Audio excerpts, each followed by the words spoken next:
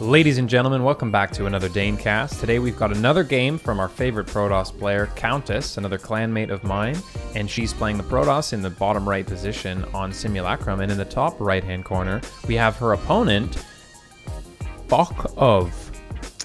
FokOf is our Terran player. That's how I'm going to say his name, and he is playing the blue classic Terran pieces.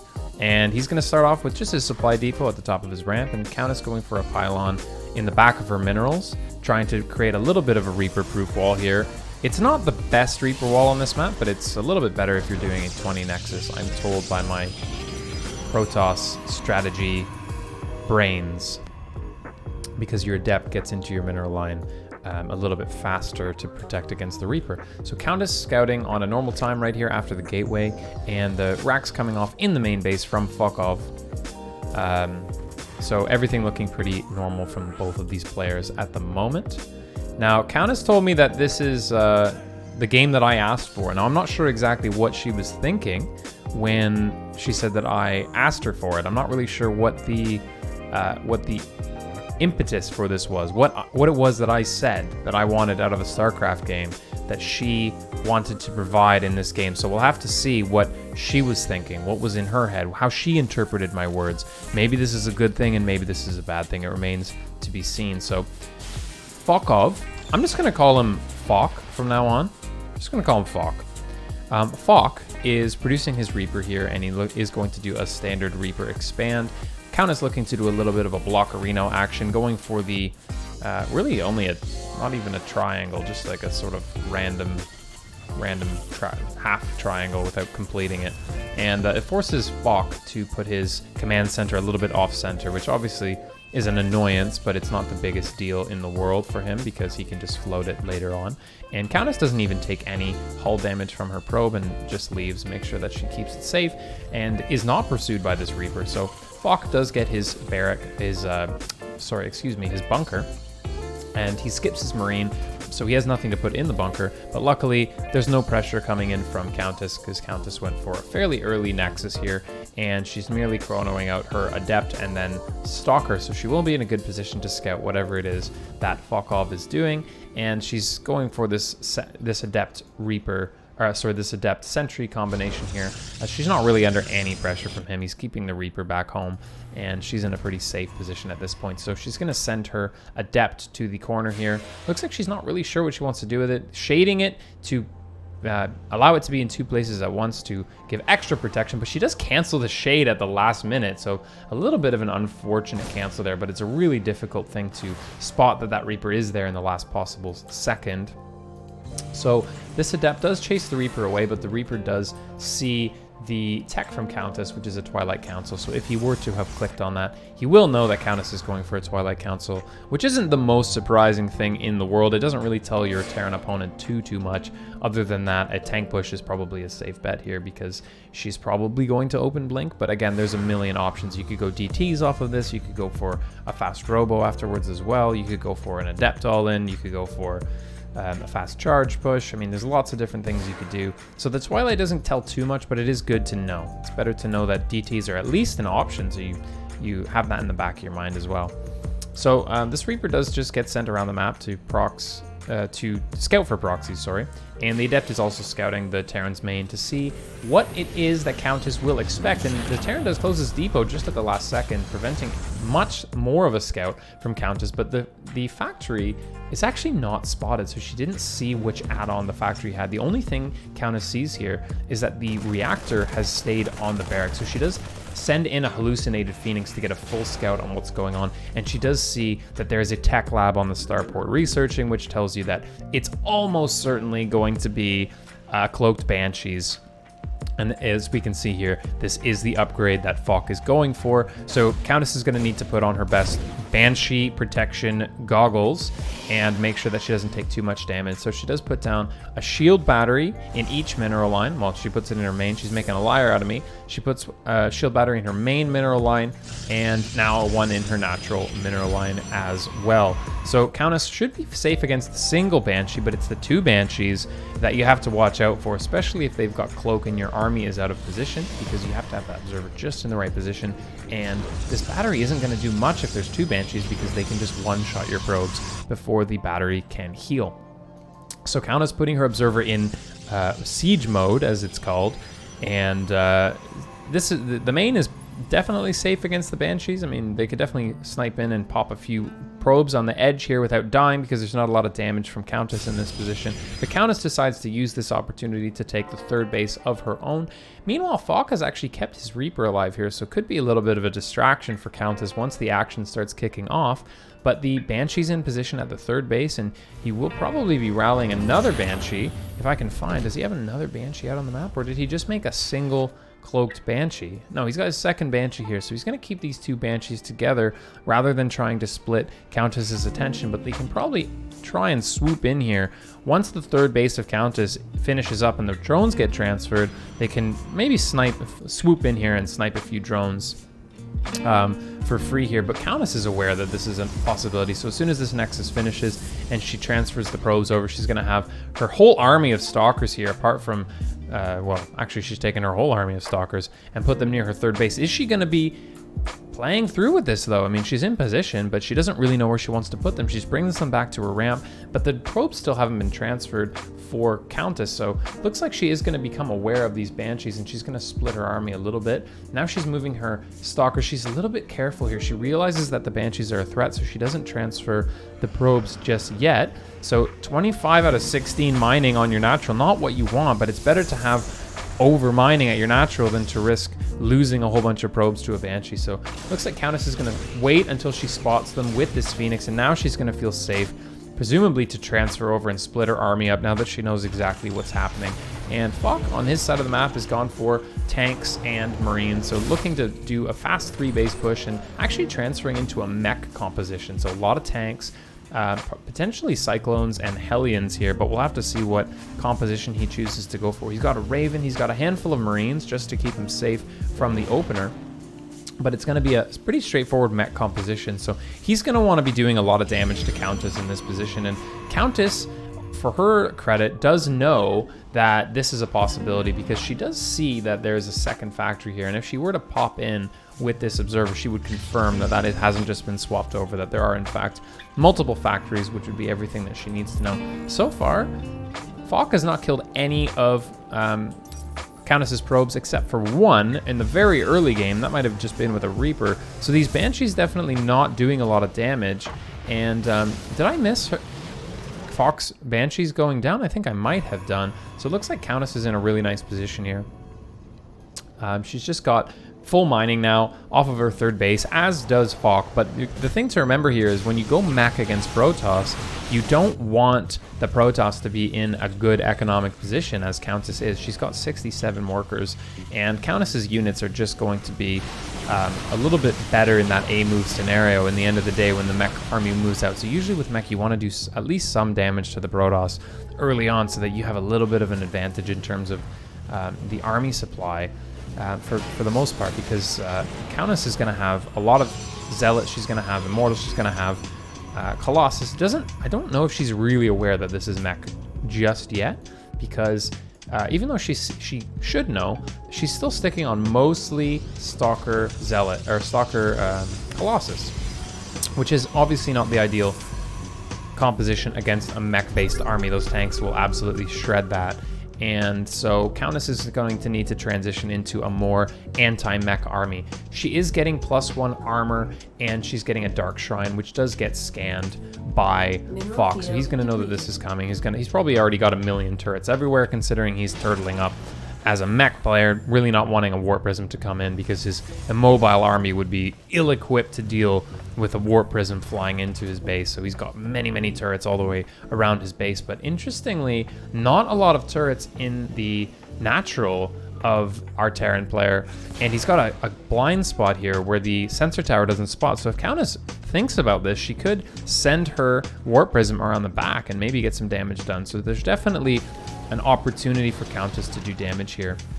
Meanwhile, Fok is sending his Marines out. He wants to trade these guys out. They don't have any upgrades. They're not going to be particularly useful as the game goes on. He needs to get rid of this supply so that he can put it into something more useful. So he's going to just send these Marines around the map to spot for proxies to get a little bit of map control from the Protoss player. Try and get these pylons down, maybe kill a pylon or two, maybe kill this probe, and even maybe walk them into the third base of Countess. And if her army's out of position, these Marines could actually do a lot of damage, as this is a kind of awkward run by here with a group of Marines, but they are going to be on attack move, so they spot this pylon and start whittling it down. But this is exactly why this pylon is here for Countess. She needs to know when these things are coming, so now she can move her army back down and she won't get the run by of the Marines. I guess it's not really a run by if they don't have stim, it'll just be a walk by, a casual stroll by of these Marines into her fourth base here. But Countess is gonna walk up to it with her laser beams and absolutely slaughter these Marines without losing anything. But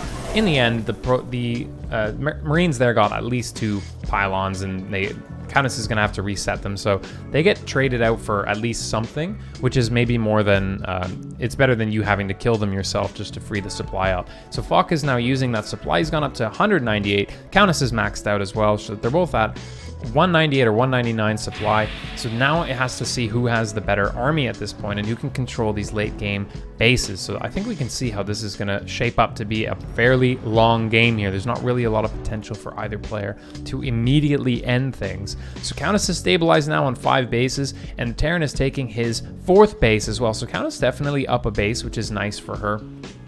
She's gone up to 87 workers, absolutely insane amount of workers, and the Terran's on 75, so both of these players have an absolutely enormous amount. The Countess just moves this army in with a million disruptor shots and cleans this up without much of a struggle whatsoever. So me being completely wrong here, Countess's composition fares absolutely fine against this. She moves through everything effortlessly without any real issues, but this Countess's Archon, excuse me, gets suicided right in, but there's a few tanks left for Fok, so he does manage to kill that. She does save her last Colossus that wandered astray as well. So now Countess is going to look to be aggressive here, but how do you break a Terran player in this position? It's very awkward for Countess because there are a lot of tanks. So Countess moves in, sends a million disruptor shots, killing probably more of her own units than the enemies at this point, but I think she's thinking that she's won at this point. But little do you know, there's 4 tanks in the natural of this Terran player, and a 5th at his next base, and he's got a million buildings and a bunker, so it's actually going to be a very difficult situation for Countess. She feels like she's won the game, but there's a planetary fortress up at the 5th base, or the 4th base, excuse me, of the Terran player. He's mining only from mules, not a lot of mining going on here, but with only a few disruptors in Colossus, she's actually going to end up losing these units for very little damage. So now Countess has to put on her thinking cap and think, what am I going to actually do here? Meanwhile, the Banshees are flying around doing work on Countess's probe line, but she's still at 83 workers, so I don't think she's feeling too upset about this. She drops a few cannons at her 5th base here, making sure that she's going to be absolutely safe. She's got cannons absolutely everywhere, making sure that she's safe against this Banshee harassment. These 2 Banshees being very annoying for Fok, and this is what he needs to do to get himself back in this game.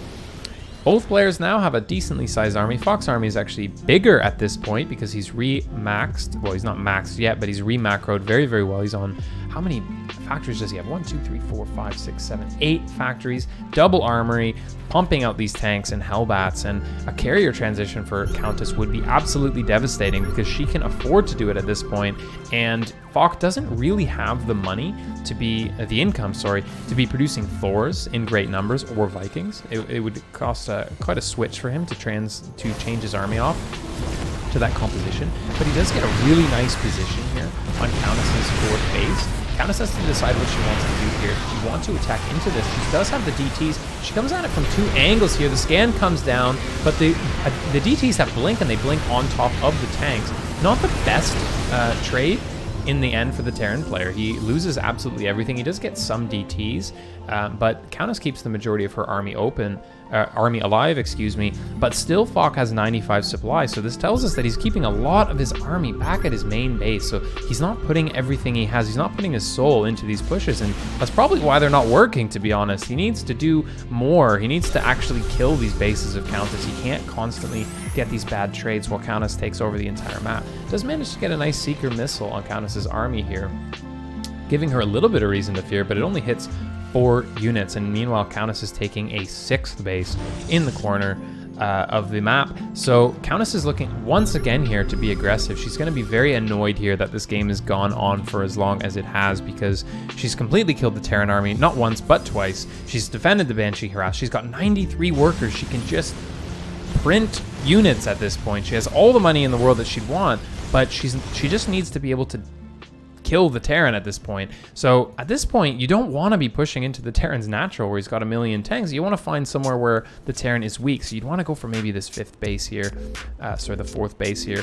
And there's a lot of Hellbats at the 6th base of Countess. They are going to be gradually whittled down by these cannons, but they're derping up. They're completely queuing to get into this mineral line, but there aren't a lot of probes there. And as long as Countess realizes this, she's going to be absolutely fine. So Countess does want to go for the kill once again. She brings her army in and attacks the 3rd, does get the 3rd base of the Terran down, but now there's a bunch of siege tanks burrowed up in the natural, and they're going to start whittling Countess's army down once again. But can Countess actually do it at this point? Her army is still left over. She's got a fair amount of units left over, and the rally from the Terran is a little bit late here, so all he's on is a few Hellbats. And Countess is even killing his natural, but in the end, these Hellbats at the top right have cleaned up this base. I didn't think that would happen, but now he's left with only... well, these Hellbats get cleaned up, and Countess has a DT here that cleans this up. So not too bad of a situation in the end for Countess. She trades a lot of her army, but she does get all the way down to the natural of the Terran. Now he's only on a few tanks, so she's not going to be able to kill him because these tanks are going to siege up. And there is another tank from Fok coming at the 4th base of Countess, but Warp Ends of Zealots are going to clean this up. There aren't enough Hellbats here to deter this push. So nice play from Countess. She does manage to keep her economic lead at this point. She's on 86 workers to the Terran's 42, but the bad thing for Countess is that these are both planetary fortresses that she can't quite push into, and this is a fresh base for Fok. Meanwhile, her 4th base is nearly mined out, and this 6th base is coming back online. So both players just slugging it out, killing each other, and doing a lot of damage. Fok has done a fair amount with the pushes that he had because Countess was so focused on this attack, and now the Terran army is going to want to defend this base, but Countess is focusing it down, and the Ravens are spotting this, and Countess realizes that this is a lot of army and a planetary. She doesn't want to throw the game, so she's going to back off at this point. This is a terrifying push from Fok. You can see as the game goes on, this composition, if there's a smaller amount of Protoss, it actually becomes quite scary. It's a very difficult composition to engage if it gets a good position. So Countess probably going to need to just cancel this base. She goes back in for some more counter damage. She wants to get these tanks for free, which is a really nice play from Countess because these tanks do not trade well in small numbers. So as long as she avoids this army, she's going to be able to keep trading her army for a relatively decent amount. So she's super oversaturated at multiple of her bases, so she's going to want to take another base, but it looks like because she went for the base at the top right, she does lose it, and she's still continuing to do damage, and she's now finally got her army inside the Terran's base on his production, which is exactly what you don't want. But it's a very difficult thing because Countess still has to kill this group of siege tanks, and she's going to lose one of her mining bases here along with most of the probes here. This was an oversaturated base, so she goes down now to 46 workers, which is still a lead, but this Terran needs to keep this army alive, and he needs to get this army right at Countess's natural. So Countess on a pure Archon Charge Law army with a single Immortal, not exactly what you want, but there aren't a ton of Hellbats from Fok, and as long as he's not sieged, this is going to be a really nice fight for Countess. She moves in and does absolute work on this army. It's not even sieged up, and the Raven's even getting very low and maybe going down. Does manage to save one, but the entire hopes and dreams of Fok get cleaned up along with this push. Both players now on a very low supply count for this stage in the game. 32 workers from Fok to the 43 workers of Countess, but the good thing for Fok is that he's got 2 mining bases that are both planetary fortresses, and now that Countess's base is mining out, she's in a very awkward position.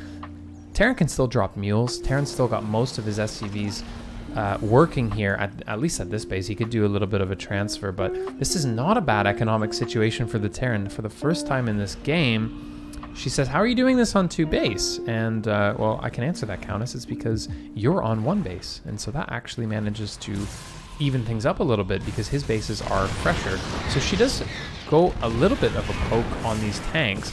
Keeping these units alive with the Warp Prism is going to be absolutely crucial here.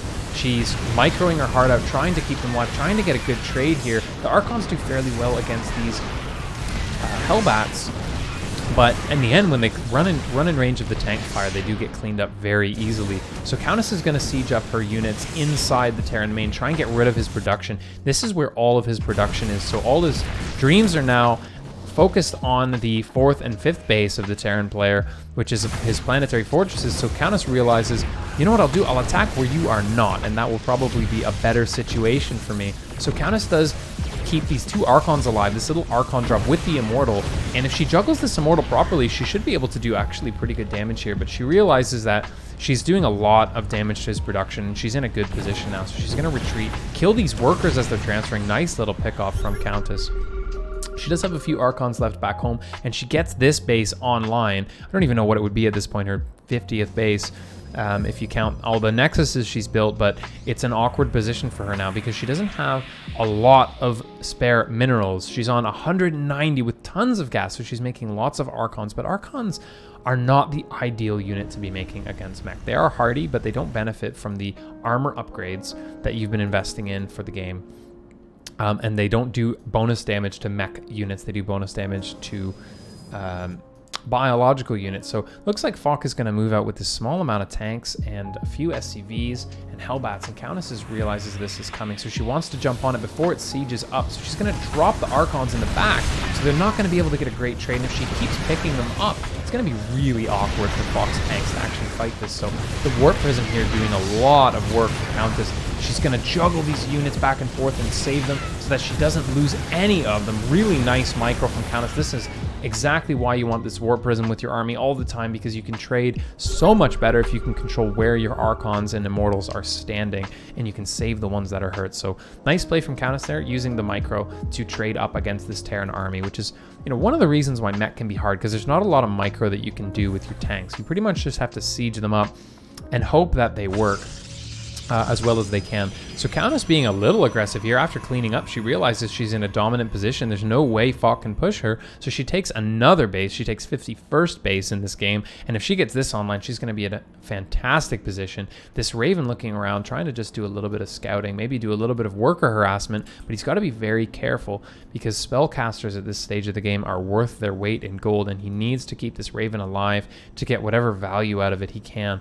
Both players are on 3-3 upgrades, and Countess is in the, I would say, better position now, because now Fok's bases that have been mining are down to 8 patches down on this one. This one's still looking pretty healthy at this point, but he's only got 11 workers on it, and so there's one more base mining for Countess, but a little bit of harassment from this Raven does bother these probes a little bit, but Countess pulls the probes away, and the cannons there keep them safe, so not a big problem from Countess. Countess is looking around the map with this observer, just trying to confirm that there aren't any crazy proxy bases. She wants to make sure there's no crazy run-bys coming. So at this point in the game, Countess is feeling really good because she's stabilized. She did do lots of damage, and it must be very frustrating not to be able to kill an opponent who's just turtling on his ramp with siege tanks. But in the end of the day, this is what you have to do. You have to be nice and patient and just out-expand your opponent and force them to just push you over and over again by taking your own bases and crushing those pushes until finally they have no resources left to play with. So Countess is just playing the waiting game at this point. She's got a much better army at this point, with 54 army supply to only 30 of the Terran player. And the smaller the army supplies are, I really think it gives the favor to Countess, because you want a critical mass of tanks.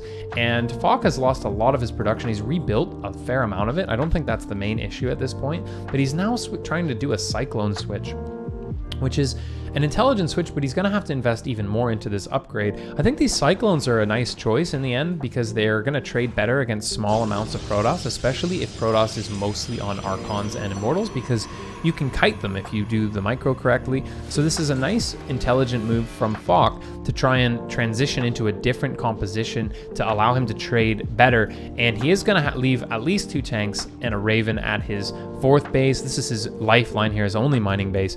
Meanwhile, Countess is sending the DTs into the 5th base of the Terran player, which is nearly mined out, but if these DTs are left uncontested, Fok is going to lose a little bit of the small remaining units he has left, especially his very delicate economy at this point. Countess does have Blink on the DTs from what I can remember, but she does lose it to the very mobile mech composition from Fok. And Fok's gone up to 3 Ravens at this point, needing to spend all of that gas that he's accumulated.